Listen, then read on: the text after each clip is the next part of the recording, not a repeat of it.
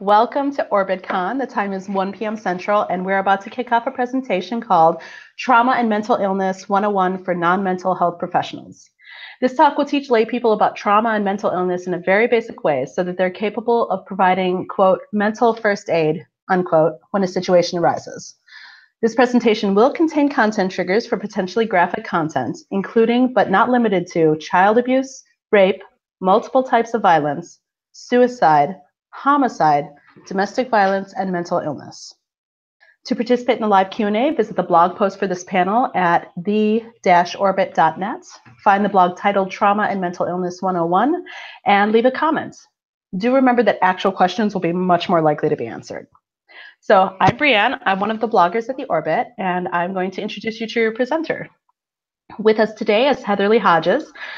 She is the current Vice President of Washington Area Secular Humanists. She's been an APS activist for nearly a decade. She's a trained social worker and has had work in the field since 1998, though she is currently taking hiatus from work for health reasons. Her previous experience includes work with emotionally disturbed children and adolescents, mental illness, substance abuse, rape, sexual assault, child abuse, domestic violence, crisis response, and community organizing. Her most recent employment was as a foster care worker and running a supervised visitation center for non-custodial parents. Did I get it all, Heatherly? You got it all. Okay. Then at this point, I'm going to turn it over to you. I'm going to mute my mic. I will be scanning the blog for questions. If anyone has questions, go ahead, send them in, and we will work them into the presentation. All right. All you. Thank you, guys. Thank you, Brianne. Hello, my name is Heatherly Hodges. I am also acting today as Counselor Heatherly Hodges of Starfleet, just because the topics that we're going to be discussing today are not really very fun. So my boyfriend convinced me it would be a good idea to do something light and humorous. So if you're looking at me during the presentation and talking about not fun stuff, you'll have something a little funny to laugh at. We are going to be talking again about some fairly graphic content. We will not be going into an enormous amount of detail simply because this is a very condensed presentation. The presentation I'm giving is basically one that I used to do that was 30 hours spread over 10 weeks. So as you can imagine, we're trimming that down to an hour. So it'll be very, very quick. I'm going to put the screen share on now so you can see the PowerPoint. And give me 1 second.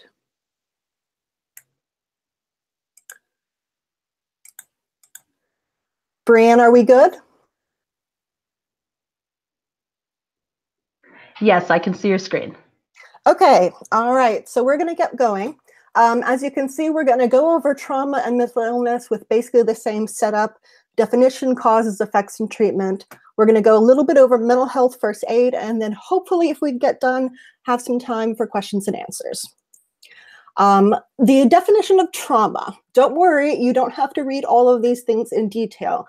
I am going to be providing this entire slideshow and some additional information on the orbit.com website. So I will be going past these slides very, very quickly. Do not worry about the slides. You can read them in, brief, depending on how fast a reader you are. But I will talk to you about the most important aspects of each slide.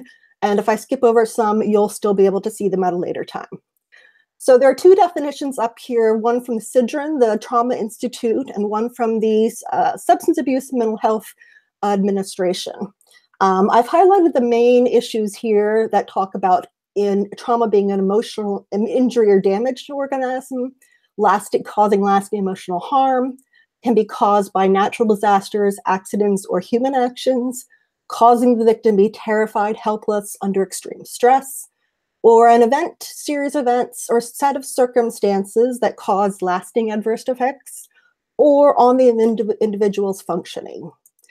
I like to trim that down a little bit to single or ongoing event caused by natural or human actions that creates lasting emotional or physiological harm, impairing an individual's functioning. Again, the important parts of that are it has to be a single or ongoing event caused by multiple actions, and it has to create harm that impairs an individual's ability to function on a day-to-day basis or on a regular basis. There are multiple causes of trauma. I am not going to be going over all of the ones listed here simply for lack of time. The ones in bold, abuse, assault, and intimate partner violence, are the ones we're going to cover briefly.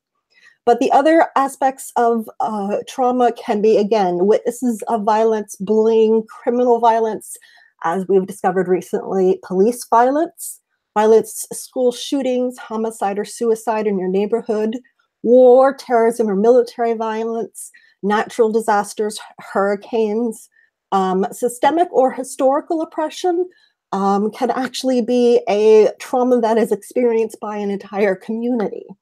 And you can also be a victim or witness of an accident, or a medical illness can also cause trauma. In other words, quite a lot of things cause trauma in our world, and all of them are important to address. We're going to skip on to the three big ones that are the most common, I suppose, other than the natural disasters. So, child abuse. These definitions are based in Maryland. They're fairly similar to most other states, but if you want to look information on your specific state, there will be a resource later in the presentation that will help you find that.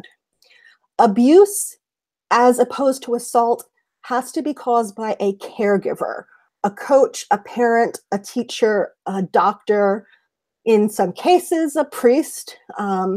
It has to be somebody that is giving care to a child, or in most cases, to care to an adult. It also includes the commission, as in action, or the omission, as in a lack of action. So actually doing something to the child, or not providing something to the child that is essential. So physical injury does not have to be visible, but it does have to harm the child or put the child at substantial risk of being harmed. Neglect, which is actually the most common form of abuse, again, is failure to give proper care and attention. This is where an omission of important aspects of safety to a child occur. Again, it is when actual harm occurs or substantial risk of harm occurs. In one case, I can say, for example, a child that was placed in a crib with Christmas lights all around the crib, where he could have eaten them and had been electrocuted. That was a risk of harm. He had not yet been harmed, but there was a risk of harm that necessitated the child's removal.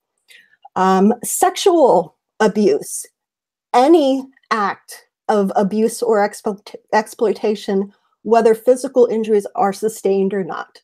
So fondling, showing graphic content to a child, watching a child do shower or anything inappropriate like that, still counts as sexual abuse, whether or not there is any contact between the abuser and the child.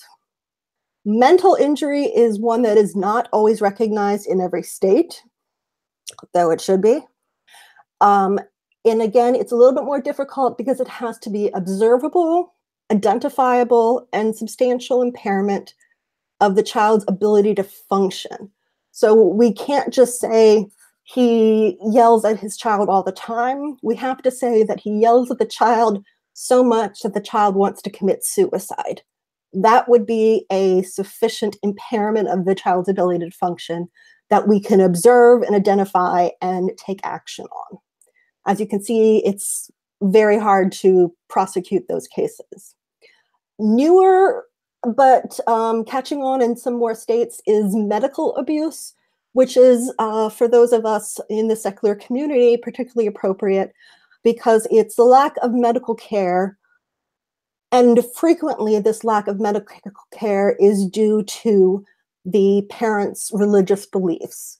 Some states have ruled that parents do not have the right to endanger their child's life by not providing medical care, and some states have gone the opposite direction. It's a mixed bag right now, and there have been some pretty hard stories out there. There was a child in, I think, Colorado that was that died of a basic eye infection that was easily cured with a visit to the doctor and antibiotics. But the family was Christian Scientists and they wanted to pray to solve their child's injury. So medical abuse is starting to be more recognized, but we're still in a transition zone as far as the entire nation is, and as far as international recognition is as well. Assault is something that is considered by a stranger or a non-caregiver, and this can be assault on an adult or assault on a child. So something that would be kidnapping against a child, a pedophile kidnapping a child is considered assault, not abuse, and is charged and dealt with in a different way. It can again be sexual, physical, emotional, or neglect. Again, it includes rape and sexual assault. Please note that federal and state definitions vary. In most cases, rape is only defined as penis and vagina sex versus forcible anal sex contact or forcible oral sex contact or fondling or other type of assaults. So that is the difference, at least at the moment, between rape and sexual assault. Hopefully that there is some movement on legislation to change that. Homicide or criminal activity, obviously, and other violence against adults or children. Sexual violence, and actually a lot of other violence, but sexual violence in general is primarily against women or children. The other important thing to note is that witnesses of violence, such as homicide or suicide, can also be traumatized. Witnessing a gun shooting on your street, witnessing a school shooting is as much of a trauma as actually being the victim of one of those shootings and surviving it. Obviously, not surviving it is a trauma for the surviving family. So the next type that we're going to discuss is intimate partner violence. And don't worry, I'm not going to read that entire slide there. But we go back and forth between definitions, but the new definition is rather than domestic violence, we're using intimate partner violence. And there are some legal reasons behind that that would take too long to go into. I can answer by email if anyone is curious. But the basic issue with domestic violence is that it can be all types of abuse or violence or emotional, psychological, economic control. And it can also involve current or former partners, parents, children, siblings, and other relevants. That's another reason why the IPV was changed to include those additions. I'm going to show you two basic things from the theories of intimate partner violence. This is the cycle of violence. During the cycle of violence, which we teach women to try to help educate them that in the hopes that they will leave a relationship, you have a honeymoon period. And this is usually how the relationship starts. The abuser is friendly, kind, is charming, and this is something that draws you into the relationship. Later, there becomes a tension cycle where you start to realize that he wants to text you all the time, checking on you. He starts saying, maybe, I really don't like this friend of yours, or I don't really like your sister. I wish you would hang out with them. I want you to spend more time with me. Or he wants to control your clothing, what you're wearing. It's not because, I have a problem or anything. It's just that what you're wearing, you're so beautiful in it. It makes me so jealous because all the other men will look at you. And so he controls your clothing as well.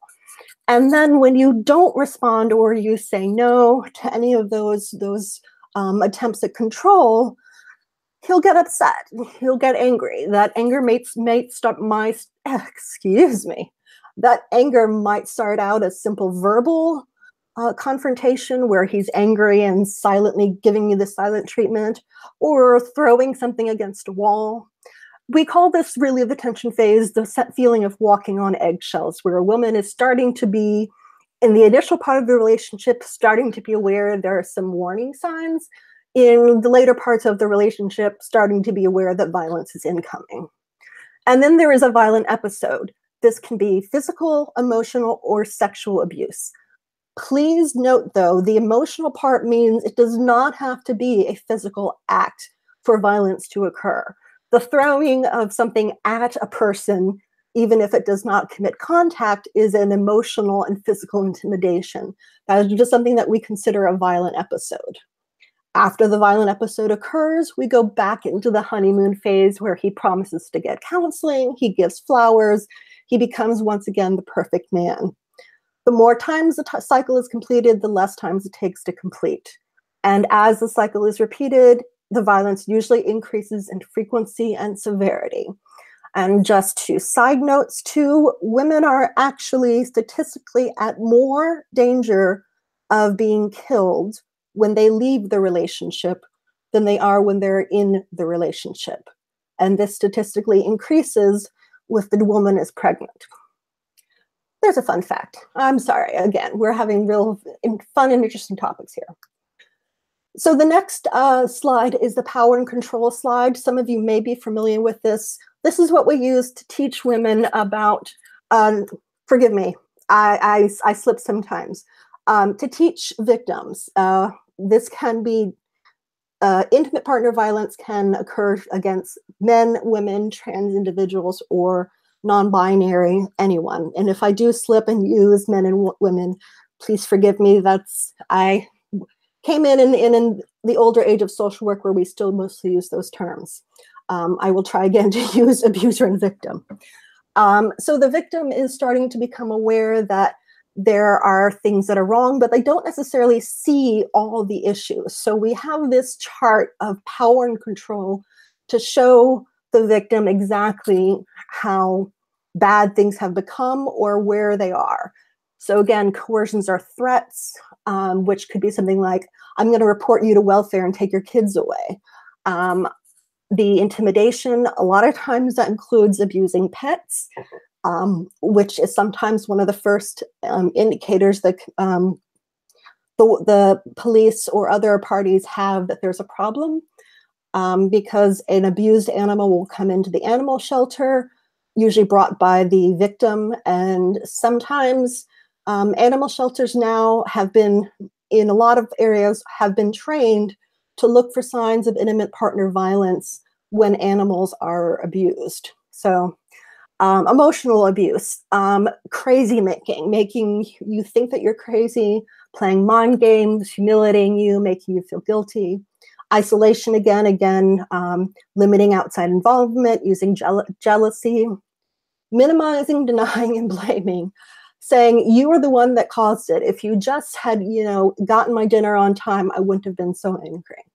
Using children to make her feel guilty about the children, using children to relay messages. Mom, dad said that, you were just, that you weren't being a very good mom because you didn't pack us extra cookies in our lunch today. Using male privilege, again, this is a little bit outdated. This is actually from the original Duluth Project, which is where the original concept of these domestic intimate partner violence came from. So again, it uses her pronouns and it uses male privilege. That does not apply in all cases. Economic abuse.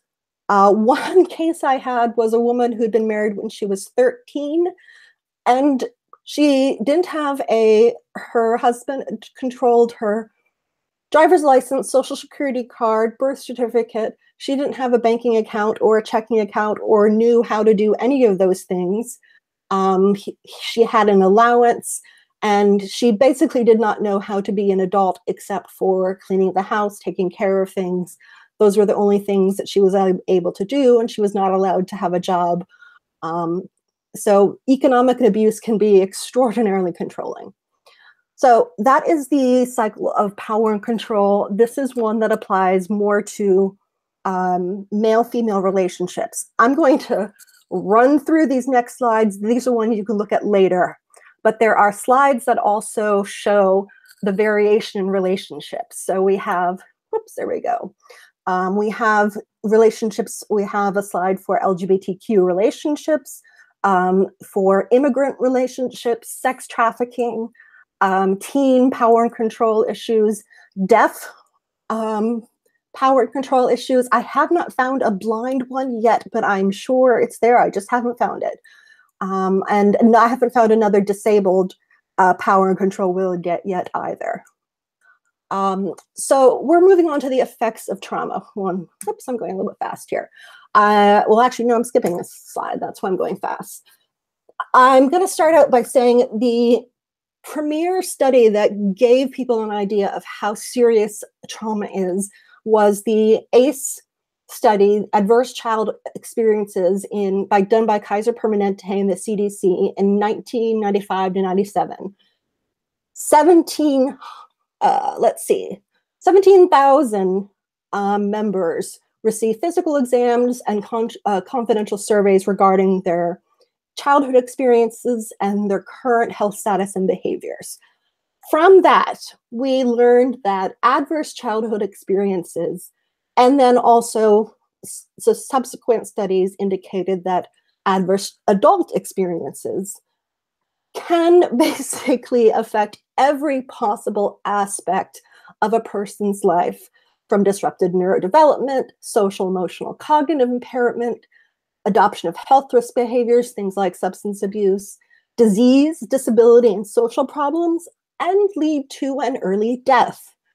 The information was thorough and overwhelming about exactly how enormous the effects of trauma are, which I'm giving you in the zombie food pyramid here.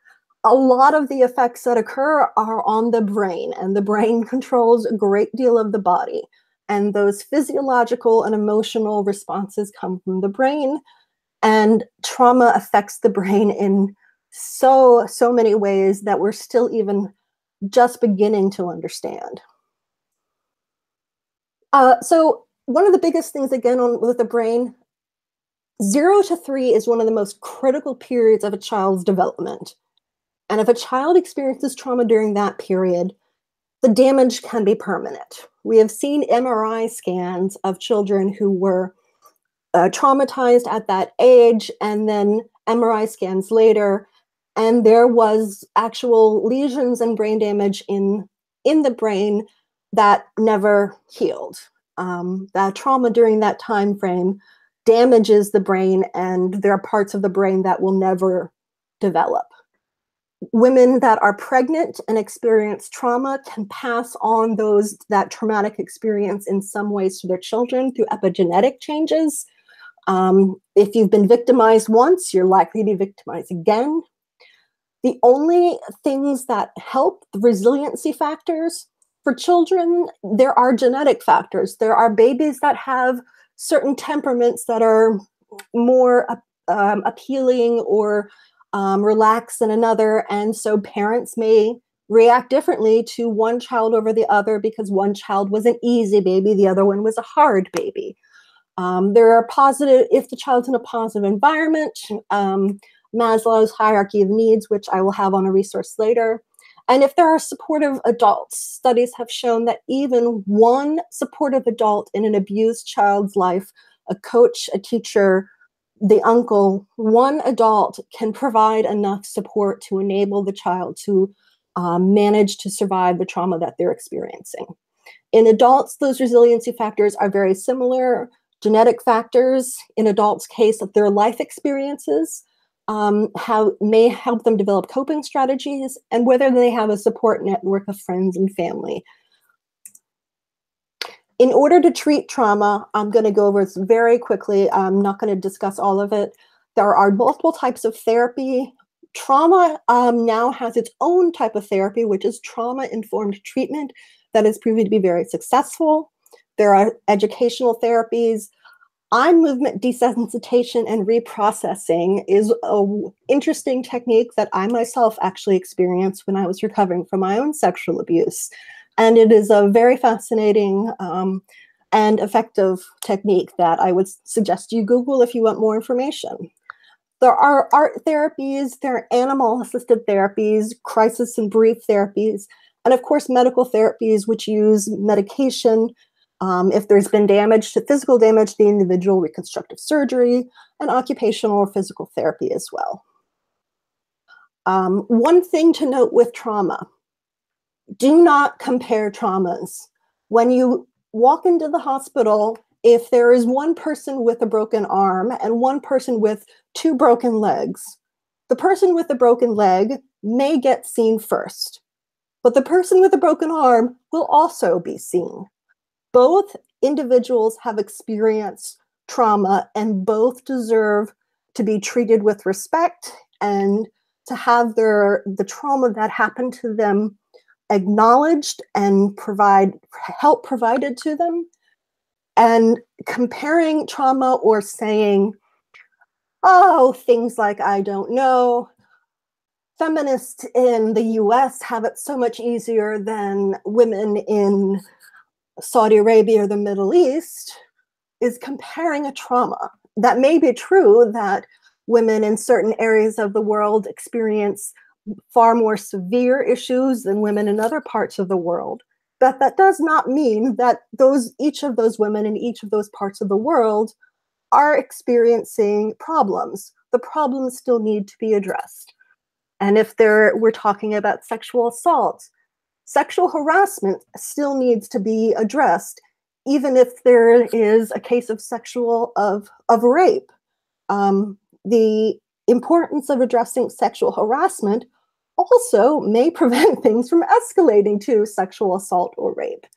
So please walk out of this with the knowledge that it is really important not to compare traumas, to acknowledge and support every person that has experienced a trauma, and also that small traumas can build into bigger ones. And if we start with treating the smaller traumas, we may have a chance at preventing larger ones, which is again why all traumas must be treated. Alrighty, mental illness. Again, we're not going to go into the full, I'm not going to let you have to read all these quotes. I do want to make a quick distinction here. Again, I started out training in the late 1990s, so I come from, I'm still updating things. We're into the new DSM-5 now, and things are a little bit different. So if I slip and say mental retardation, please forgive me. The correct term now is intellectual disabilities. There are 2 types of mental illness, and intellectual disabilities are 2 different things and are treated in 2 different ways. In the new DSM-5, intellectual disabilities, and in the DSM-4 as well, are part of the DSM-4, but they are distinct issues, even though individuals can have both. A person can have autism and also have profound intellectual disabilities.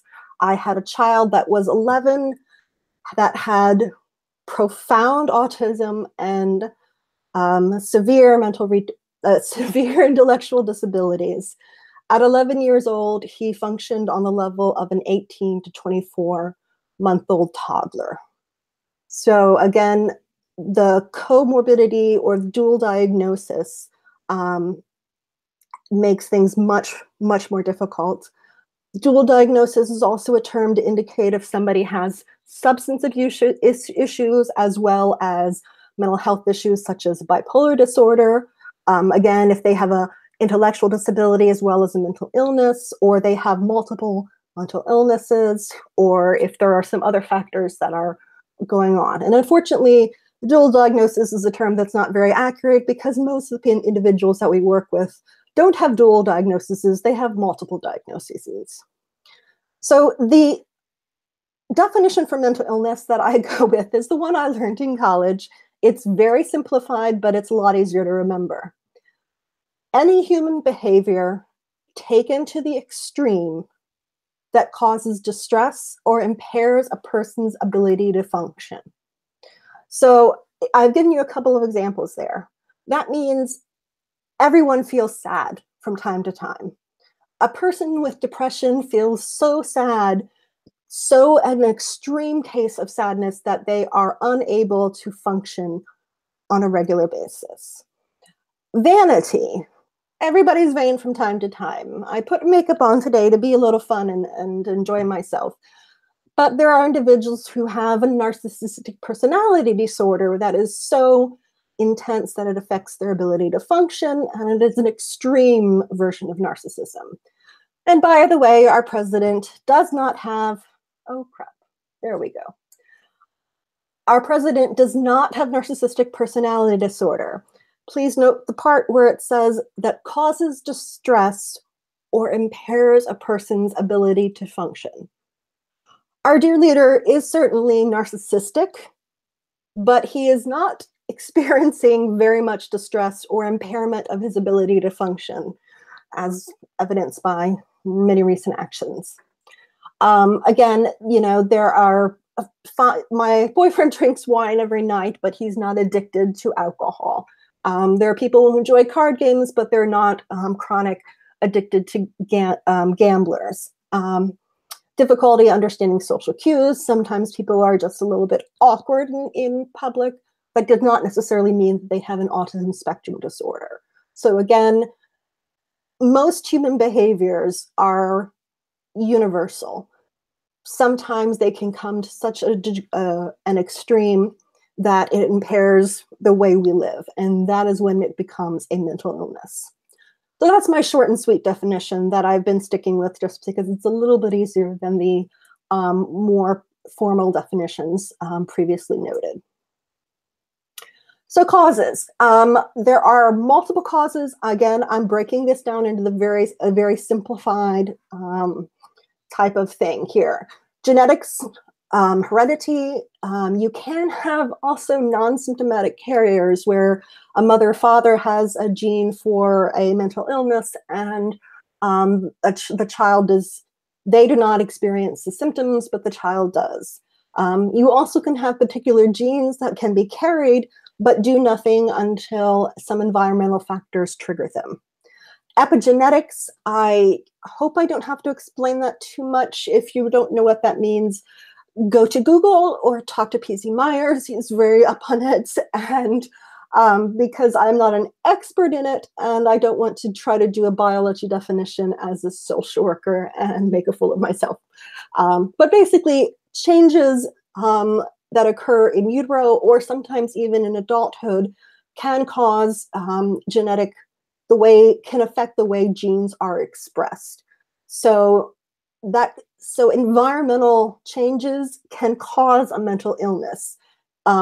Again, a woman who experiences intimate partner violence while she's pregnant, because of the release of adrenaline and the fight or flight cycle that goes over and over, often will have a child with anxiety disorder. Then they're born with anxiety disorder. It's not something they develop later. They develop it because of the mother's experience with intimate partner violence. Brain chemistry, which is, again, a major issue. Neurotransmitters are part of a network of signals in the brain. Changes to that network can cause mental illness. And of course, then there are physiological causes. And I'm going to throw a fun one out at you. Sometimes medical conditions or injuries can cause mental illness or symptoms resembling mental illness. One of those ones is Capgras syndrome, which you probably haven't heard of, though it was actually mentioned on a Criminal Minds episode, of which I'm an addict. Capgras syndrome is a syndrome where a person can not recognize a loved one except by one particular, usually by one sense. That is, for example, they might be able to see the loved one, hear the loved one's voice, but if they come near to the loved one and touch them or smell them, they will become convinced that the loved one is not real, that the loved one has been replaced by an imposter. More commonly, it's something where they can see the loved one, but when they hear the loved one speaking, they don't recognize them. They are convinced, even though their eyes are telling them this is your wife, they're convinced, no, this is not my wife. As soon as they hear the wife's voice, that is not my wife, that's not the person I married. Capgras syndrome can be caused by a simple blow to the head, like in a car accident. So sometimes medical conditions or injuries can cause a mental illness. And unfortunately, Capgras syndrome is rather difficult to treat. So it's not a great prognosis. But there are a multitude of other conditions and mental illnesses that can be caused by physiological factors. Risk factors, again, if you have a relative or if you've previously had a mental illness, that's going to bring your risk up. If you've had stressful life changes like divorce or financial issues, that's going to bring your risk up. If you have medical issues, that will also increase your odds. If the medical issues are affecting your immune system, then your body's going to have a harder time fighting off such things like a mental illness. Traumatic experiences, war, abuse, assault, other violence, obviously those cause severe mental illness, such as PTSD. And lacking a support network as well. We really de-emphasize how important it is to have a support network, such as friends or family. And we also really de-emphasize how important it is to have touch in our culture. Failure to thrive, if anyone has ever heard of that, is something that occurs with infants. If they are receiving nutrition, having their diapers changed, and, receiving those basic things and are in shelter, but they're not being held or cuddled or talked to. After World War II, there are hundreds of infants that the orphanages were overwhelmed with. And one of the things they discovered is that they put the infants in very big rooms. They had nurses, very, very overwhelmed and understaffed nurses, feeding the children, changing the children's diapers, and then moving on to the next child.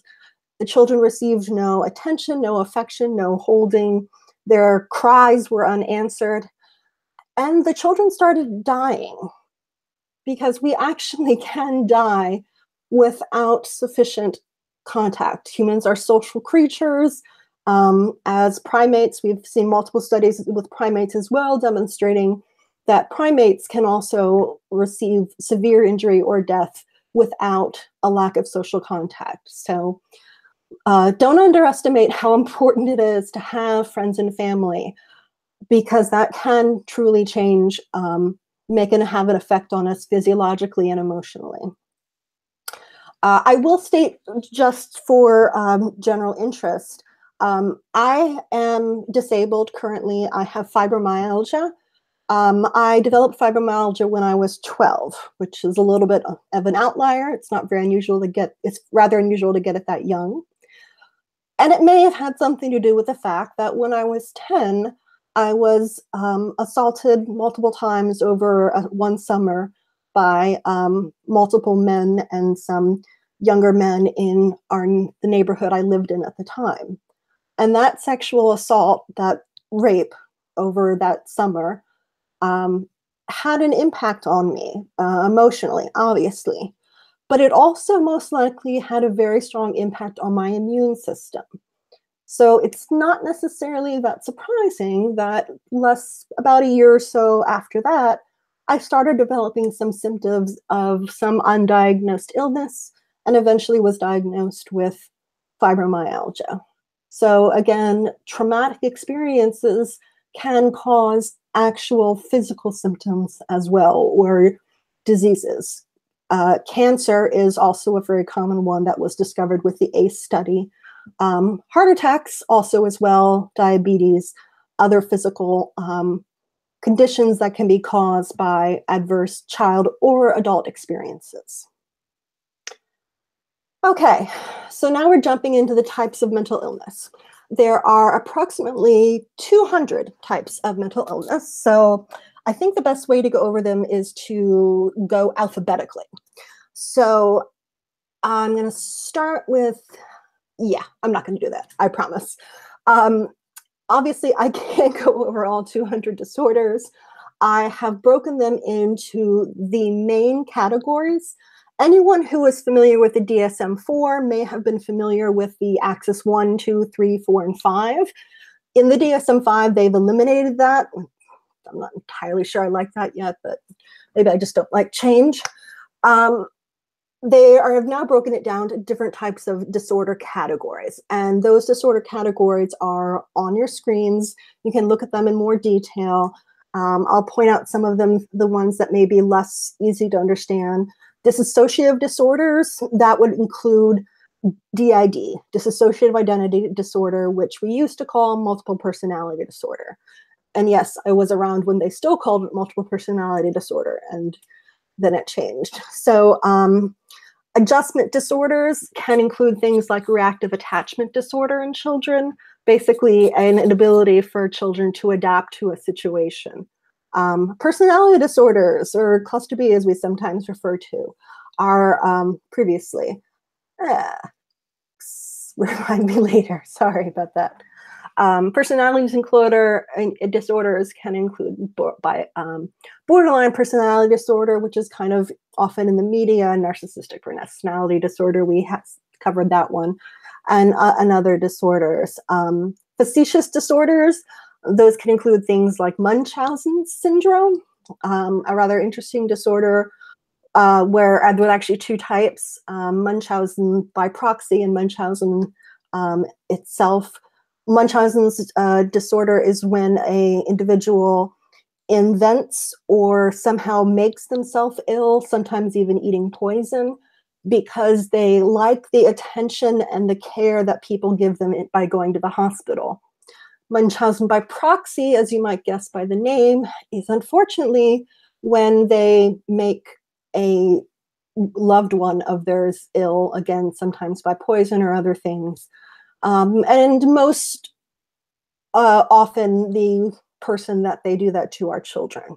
So it's a parent making a child ill because it gives them the opportunity to be the strong, resilient parent, loving their child and constantly seeing to their child's needs. And they like the way society sees them in that position. I had one case where a woman, through various circumstances, made her child appear to have autism disorder, a rather severe case of autism disorder. And that took quite some time to be able to help the child recover from that. Mood disorders would include things like bipolar disorder. Cognitive disorders include things like delirium, amnesia.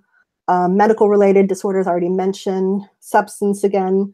Anxiety disorders, panic disorder, general anxiety disorder, social anxiety.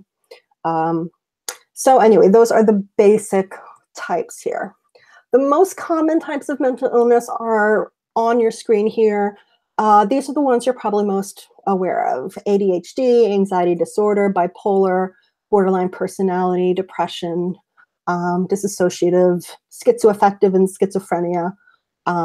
And of course, PTSD, which is related back to our discussions on trauma, and obsessive compulsive disorder, which can manifest in a variety of ways. Eating disorders is also on there, anorexia and bulimia.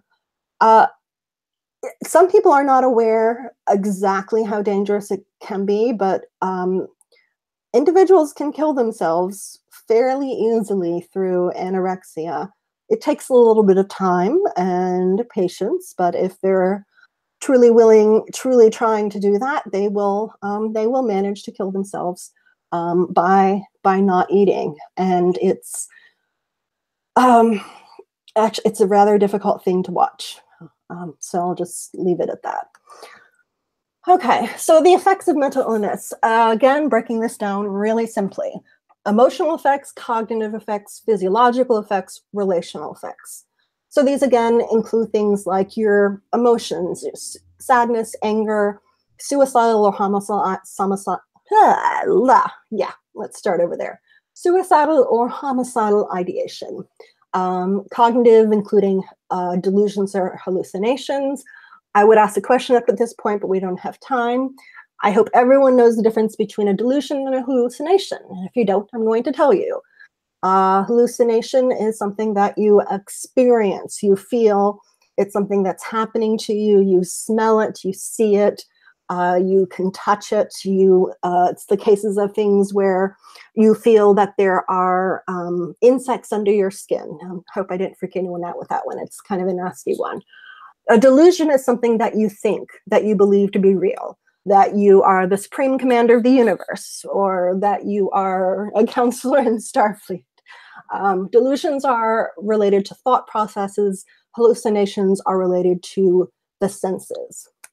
Psychological effects can, again, eating habits, which would be the anorexia, sex drive, either too much or too little, and also various paraphilias. And if you ever want to do something really interesting, look up paraphilias on Wikipedia. It has a very extensive and reasonably accurate list of everything from dendrophilia, which is sexual arousal, to trees, to sexual arousal related to clowns. Anyway, that would be an interesting one if you want to spend an afternoon diving into a rabbit hole. Look up paraphilias on Wikipedia. Alcohol and drugs, sleeping issues. Relational effects include things like withdrawing from the support network, inability to handle social situations. Those would be something along the autism spectrum disorder. Unable to manage stress or problem solving. Those can be things like executive function disorders, or inappropriate or criminal behaviors would be things like fire starting, kleptomania, other categories under those issues. Their ripple effect is known when caregivers, family, and friends are impacted by mental illness. One person does not solely experience mental illness. That mental illness is experienced by every person around them, by their community, by the individuals that treat them and care for them. And those individuals can have traumatic experiences. Therapists treating individuals with trauma or mental illness can have what we call secondary trauma. Behavior can range from inappropriate to criminal. In rare cases, violence against self or others. I will note very explicitly, mentally ill individuals are more likely to be victims than perpetrators of violence. Social impact of medical and physiological care. There's an impact on employers, schools, or hospitals. I'll state quite clearly the mental health system is overloaded, understaffed, poorly trained, and often using outdated or non-evidence-based information. And I'll blame myself on that for when I keep slipping into outdated terminology. And the stigma on mental illness means that individuals don't always report their mental illness, or they seek help for them, which also means that our statistics are on treatment and numbers are probably quite off.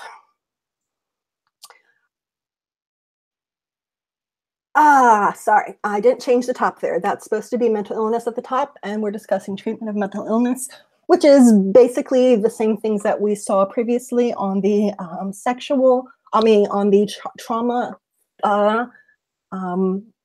trauma treatment page. The only thing that I'll mention as different is that medication takes a much larger role in treatment of mental illness, obviously. Oftentimes because we are trying to fix brain chemistry. Also down there, you will note ECT, that is electroconvulsive therapy, also known as electroshock. Contrary to much popular media portrayals, ECT can be effective in certain cases, in very limited circumstances, and in a very, very carefully monitored situations as well. Again, it can be, and I'll be willing to answer questions to anyone later. For some individuals with major depressive disorders, it can be one of the only things that works for them. Here we are. I'm zooming on through. So mental health first aid is actually, there isn't an organization. There's a community training. It's an 8-hour training that you can take, and it's probably in your community if you look up. I have resources later about mental aid, health, first aid. They cover a lot more detail, but I'm going to very quickly go through the basics here. We have a lovely little acronym that's really not very catchy, and I wish they'd come up with something more interesting. But, you know, people use acronyms to try to help people as a mnemonic. So AGLI is our acronym. Maybe we can pretend it's somebody's name. I don't know. Ugly, something that, no, that one really didn't work. All right, so the A stands for assess for risk of suicide or harm. And this is the most important one because this can lead to death. So we want to avoid this really, really quickly. Signs of risk of suicide: anyone threatening, talking about, looking for means to kill, withdrawal from family and friends, mood changes, positive or negative. Something I don't know if you may have heard of is that sometimes suicide victims will, or suicidal individuals will give gifts to friends, and they may have been depressed for weeks, and all of a sudden, the next day they are calm, happy, friendly, giving people hugs because they've made the decision to commit suicide, and now they're feeling that their suffering is over. Never assume, ever, please, never assume that somebody is just wanting attention, or they're really not going to do anything, or they're just interested in cutting, or anything like that. You never know exactly, and that includes me and social service providers. No matter how much training we have, there are situations that we cannot guarantee that somebody is trying to commit suicide. So you always act as if the threat is real. Ask directly about intent and plan. This is not something to pussyfoot around with or use euphemisms or metaphors. Do you want to commit suicide? Are you thinking about hurting yourself? Do you know how you're going to commit suicide? Do you have a plan to do so? Be blunt, be out there.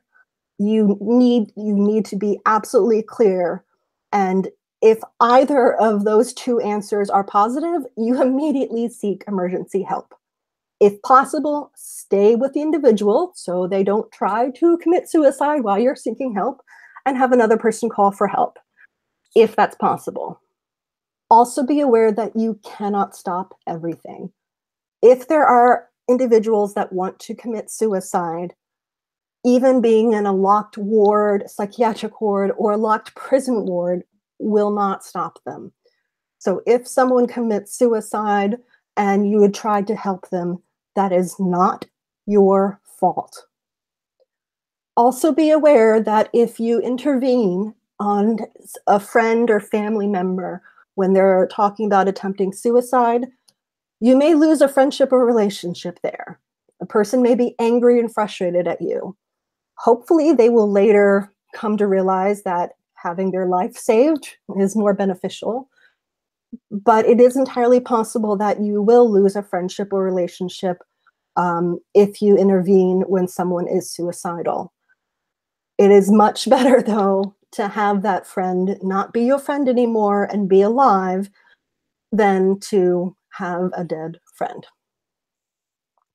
Listen non-judgmentally.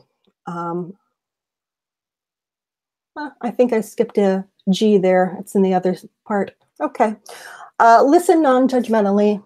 You want to use body language. Those are things like mirroring posture. Sitting the way they do or standing the way they do can be a comforting measure. Make eye contact. Do not be afraid of looking at them. That can be again, we are social creatures, and eye contact is something that holds us together. Use reflective listening. That means listen to what the person is saying, sometimes repeat it back. It doesn't have to be the old-fashioned, oh, so I hear you're saying that you want to kill yourself, that, you don't have to do that. But you can say something like, so it sounds like that situation with your mom is just overwhelming. I guess I can imagine, I don't think I can imagine how hard that must be for you.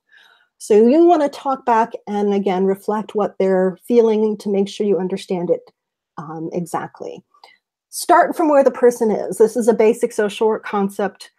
If they're angry, allow them to be angry. Be angry with them.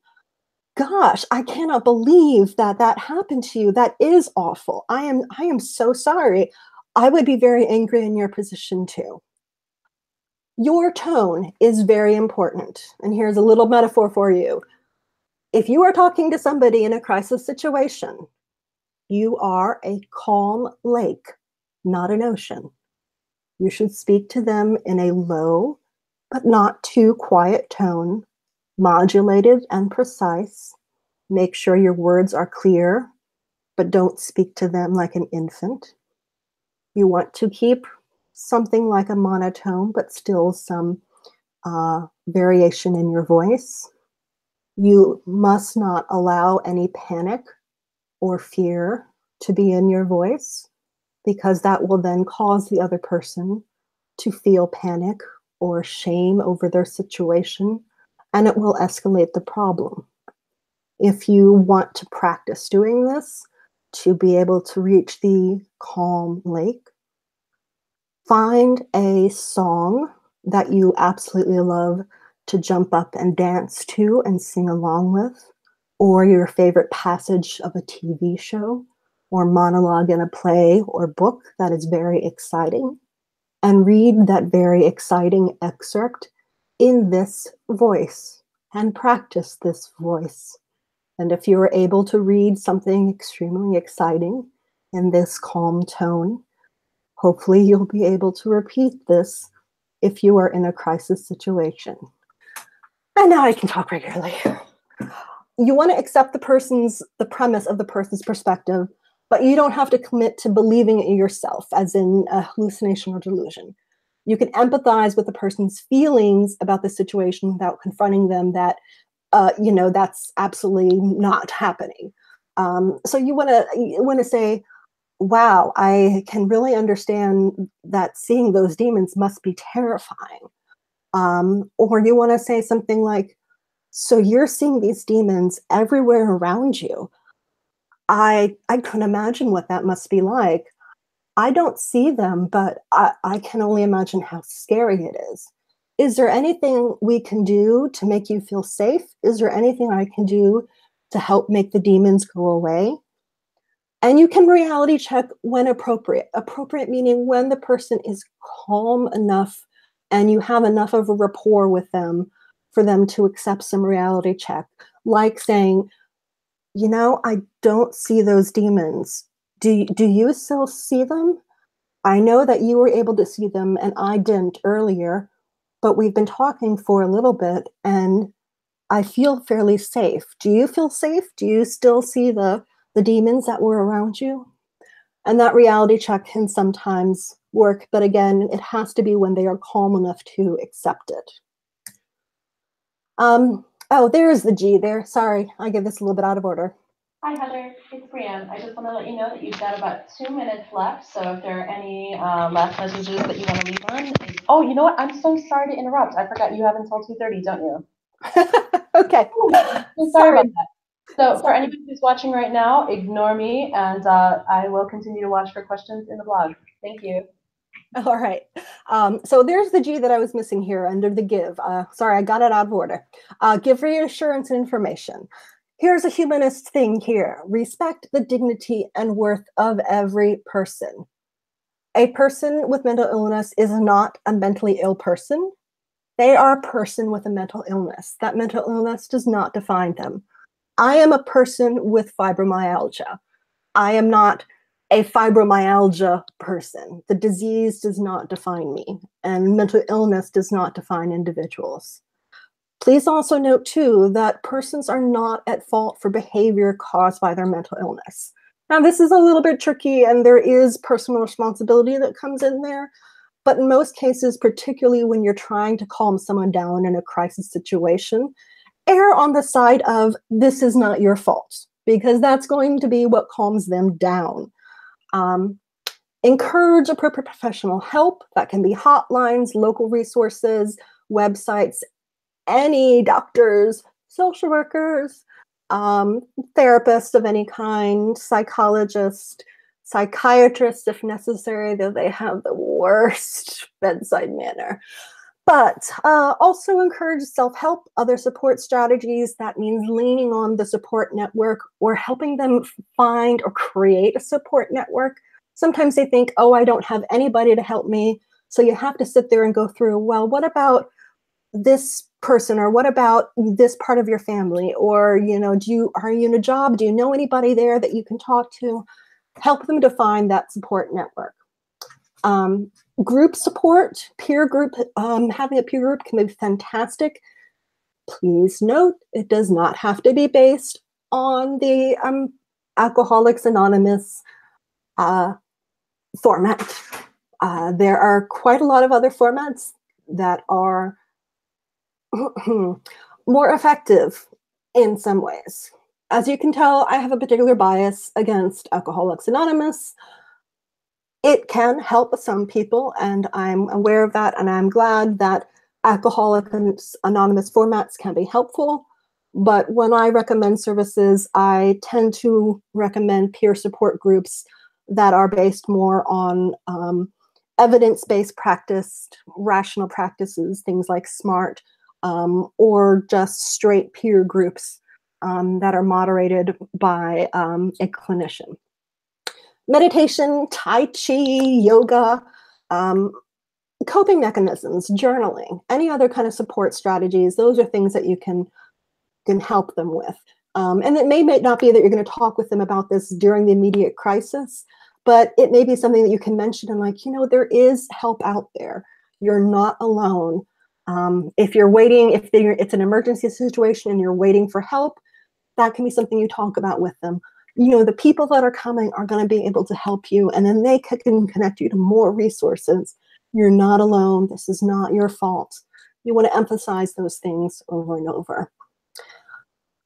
Okay, this is a list of resources that you can look at. At the very bottom is the mental health first aid. Man, I really worked to try to squeeze all these in here. I do not have a lot of statistics on this thing. That is mainly because some people just are not, get a little bit bored by statistics, and also because a lot of these statistics are extraordinarily depressing. So I give you the resources. These are all websites that have reliable, evidence-based statistics on them. So again, not Wikipedia.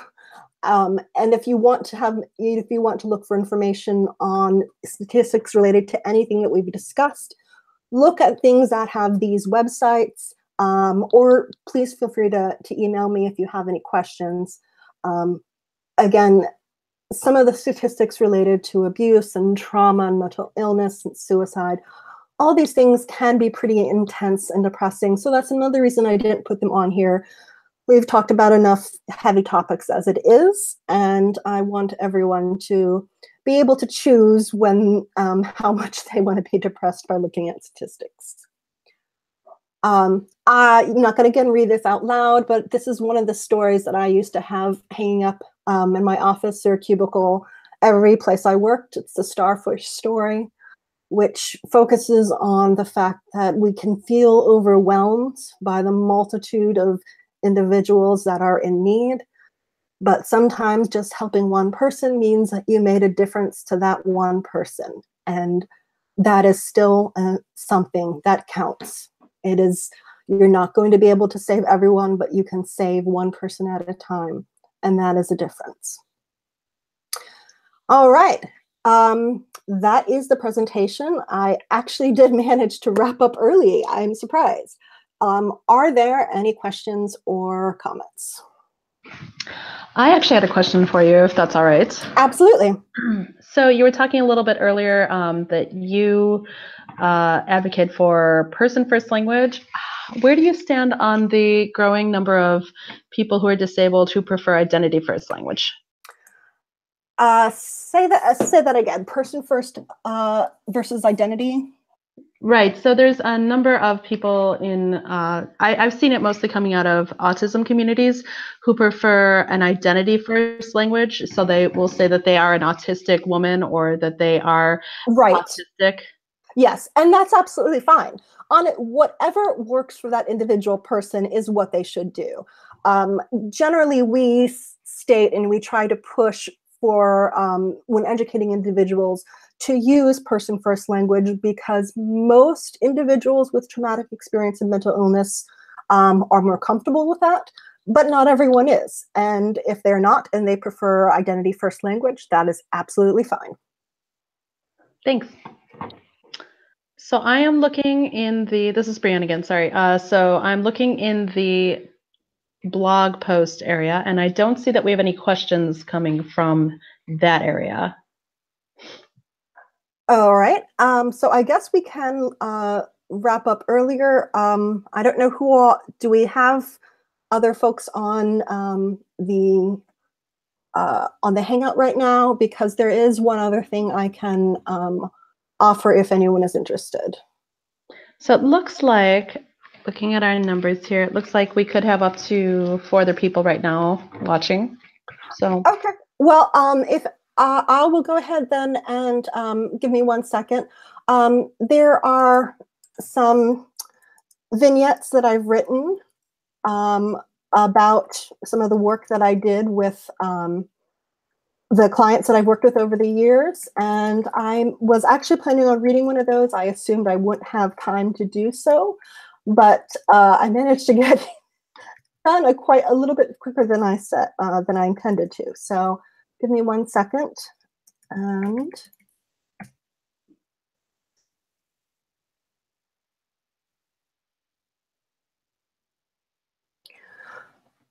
okay, so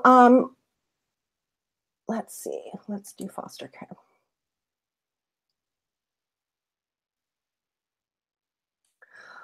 Okay, so I'm just going to read one of my essays called 4 Times the Dragons Died. It starts off with a quote by G.K.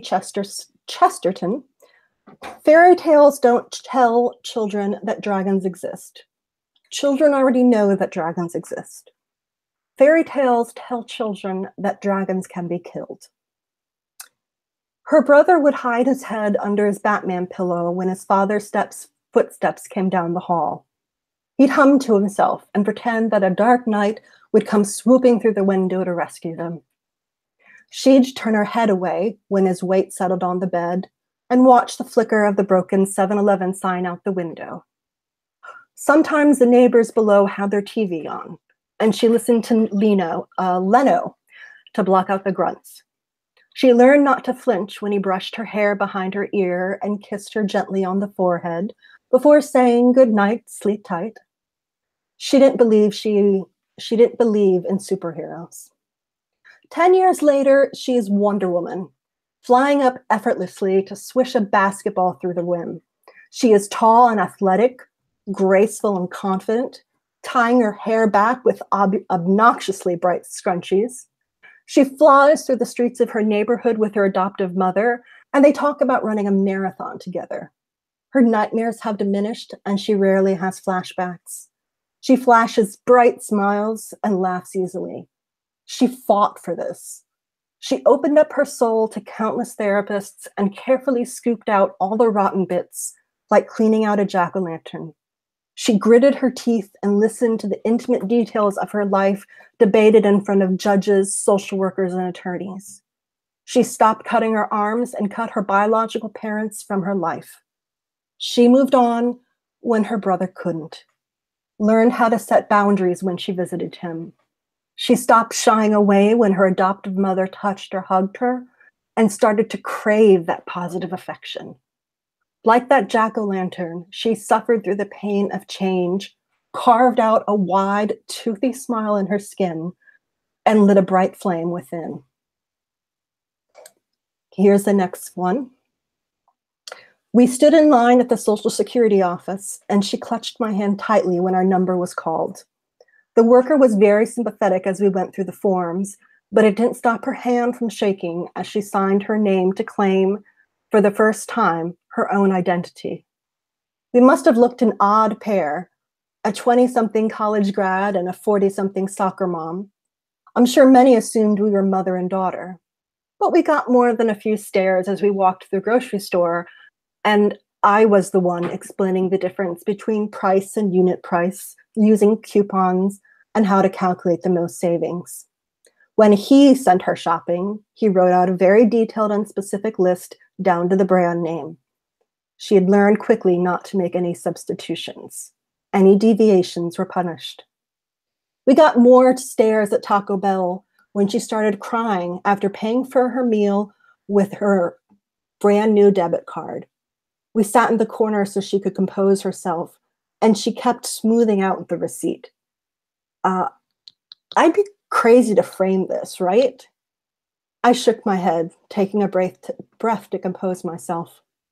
There's a Walmart across the street. We can buy one right now. She laughed and carefully folded the receipt into crisp thirds, placing it into her first ever checkbook from her first ever bank account, next to her wallet containing her first ever driver's license. Back at the office, we went over the checkbook again, and I answered the questions she'd been too embarrassed to ask at the bank. She hugged me before she left for the hotel, and we made an appointment for 2 days' time to look at apartments. She had married before graduating high school, handed off from an abusive, controlling father to an even more abusive, controlling husband. She was deprived of her own existence. Everything was in her husband's name, even her birth certificate and social security card locked up in his safe. To have the courage to break free from him meant not just breaking free of the abusive cycle, but to learn to be an adult for the first time, starting over, all on her own, 20 years late. I saw her once, years later, at a gas station near my apartment. She was 2 cars ahead of me, laughing with a friend as she filled up her tank. She swiped her credit card and tapped in her PIN, barely glancing at the screen, and bumped the glass tank door closed with her hip while she put away the nozzle. Completely, absolutely, effortlessly normal. A raven's pennant looped around her antenna, whipping back and forth in the wind, flying free. And this is the next one. He liked goths and vampires, black shirts, and heavy metal. He earnestly explained to me that goths weren't Satanists the first time we met, driving home from the psych ward. I'd only had his case an hour before I picked him up and checked him out of the hospital. I admit thinking, oh boy, when I read the record, in that same tone Sam Beckett had each time he leaped in a new body. 15 years old, 2 mentally ill addicts for parents, 4 years in a residential treatment center, history of violence and ODD. But he was so gentle with his mother, asking her not to smoke in the kitchen when I dropped him off. He told me quietly he hoped he could get her to quit if he kept limiting the places she could smoke. His first multidisciplinary, and I tried not to wince at the exasperated reports from the classroom teachers and aides, the psychiatrist and principal. They were happy he stayed out of fights, but wished he'd paid attention in class. I get bored, he'd said. They dumb everything down because all they care about is keeping the kids from acting out. I tentatively broached the subject of him transitioning to a regular high school, and they stared at me in shock. With his history, what school would take him? I really like chemistry, he said, but I can't learn anything from just books, and there's no way they'll let kids like us play with things that we could turn into bombs. His writing is so dark, they said.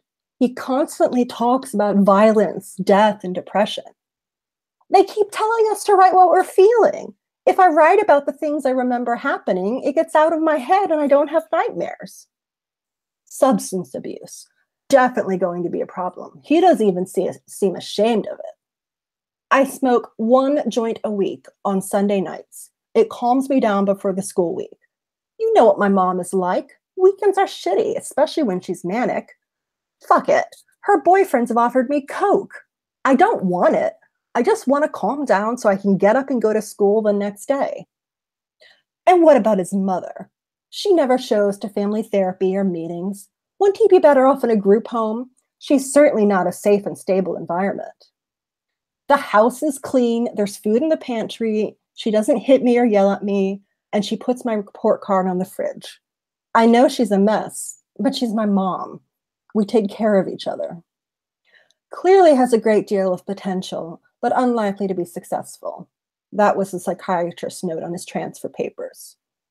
He got his senior year at a regular high school. He graduated with honors.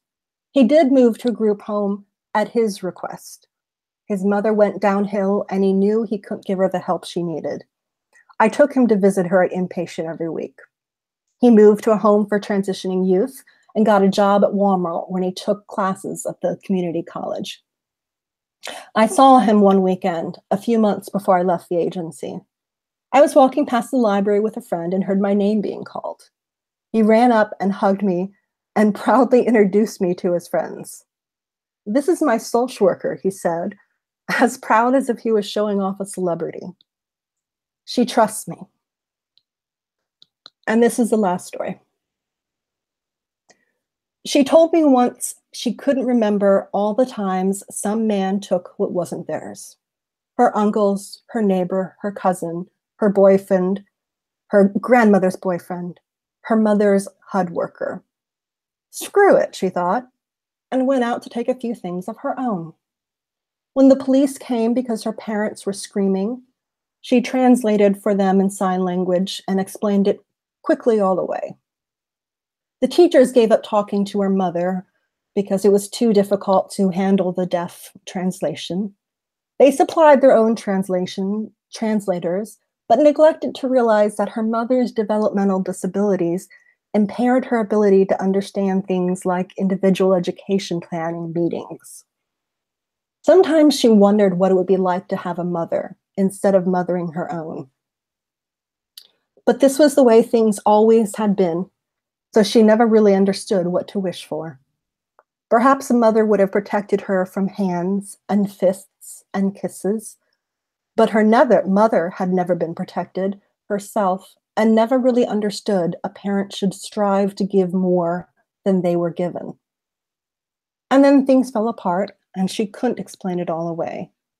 A social worker showed up with garbage bags to put her clothes and stuffed animals in, and they drove over the hills and up the winding lane to the group home. They unpacked her things into drawers that weren't broken, and she slept on a bed without bed bugs. They woke her up in the morning and had expectations of her. Wake up, clean up, have breakfast, go to school, go to therapy, see the psychiatrist, clean her room, share chores with the other girls. Someone told her to go to bed and care that she actually did. Someone asked her questions and wanted to know the answers. Someone wanted to listen to her and expected that she would listen in return. She moved to a foster home. Someone put up her report card on the fridge and she had consequences for lying. Someone went to her IEP meetings and listened and asked questions and made changes to make things better. Someone said no, and she discovered she liked having limits. Someone said she was a child, not an adult, and she wasn't responsible for everything. When I got her case, she was on the honor roll and the darling of all of her teachers, but she still don't like being touched and still wouldn't talk to her therapist about all the men and what they had done. I drove her back home from therapy one day, making our usual stop at McDonald's. We parked in front of her foster home and listened to Alicia Keys. She said, "How can I talk about it? I don't even want to think about it. I just want to turn the music up and make it all go away." And so she learned to dance. She took a hip hop class. She pumped her arms fiercely and tossed her hair and pounded the memories away through her feet. She lost weight because she didn't need any protective layers to keep them away. She slipped on a homecoming dress and was proud of the shape of her curves. She danced and she was not ashamed. She danced and she was not afraid. She danced and she couldn't make it all go away, but she could move past it. "This is my body," her feet said. "This is mine, not yours," her arms waved.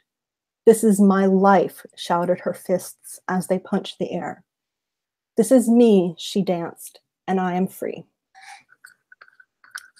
And that's, I think, the end. Well, Heatherly, thank you so much for being with us today. Thank you for the presentation, and thanks for those really powerful vignettes. Okay, thank you very much. Have a good night. You too.